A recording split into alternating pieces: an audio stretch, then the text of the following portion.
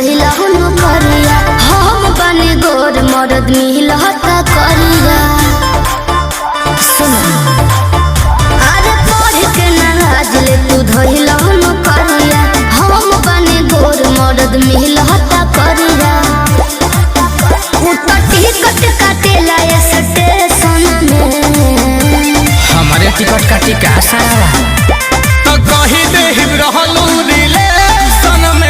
तो चली जाइए सारा डिप्रेशन में लगी सारा दहे जया परेशन में तो चली जाइए सारा डिप्रेशन में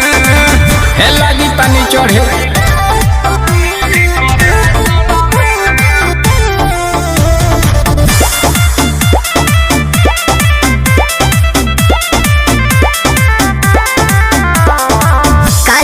लागल हलुआई बा पूरी मिली जान हो बिया है विदाई बा मोटाइना ओतना तो पन खा के थूक दिहिले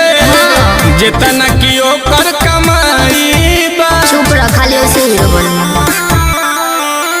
ए काहे से लागल हलुआई बा जान हो बिया है विदाई बा ओतना तो पन खा के थूक दिहिले जितना की ओकर कमाई बा भरे बुनिया छनात बाटे बेसन में मन में लड्डू फूटा अच्छा होई सुनते दिमाग भभरे सन में तो चली जाइए सारो डिप्रेशन में अच्छा तो कही देहि रहलू रिलेशन में तो चली जाइए सारो डिप्रेशन में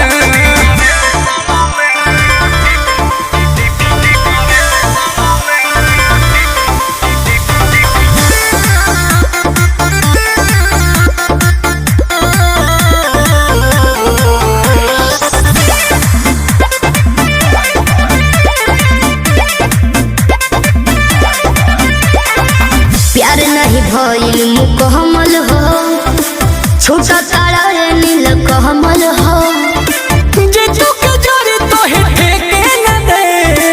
रोज निरहन रमल हो ए प्यार नहीं भइल मुकम्मल हो छोटा तारा रे नील कमल हो आंसू के जरी तो हे ठेके न दे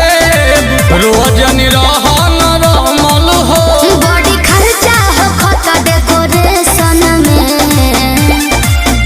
जब यूट्यूब पे आइबू सजेशन में तो चली जाइए सारो डिप्रेशन में तो नाम आई नोटिफिकेशन में तो चली जाइए सारो डिप्रेशन में दिमाग हैंग हो जाएगा तो के सब झेली आहबा।